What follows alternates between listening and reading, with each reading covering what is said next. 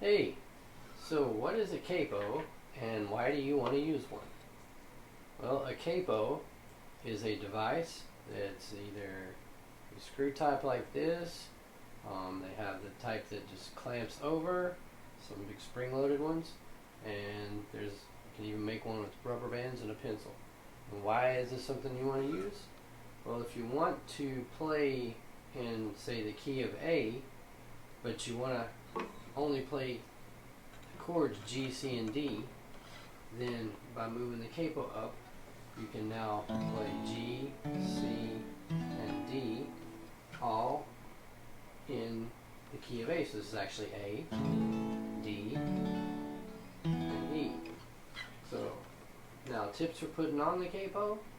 What I like to do, regardless of the style of capo it is, bring it behind the fret, and I always have a look here, and I try to line it up as well as I can directly behind the fret there.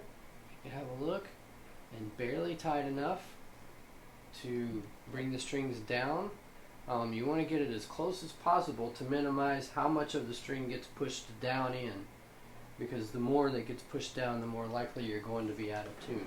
So get close, tight, and enjoy. Thank you.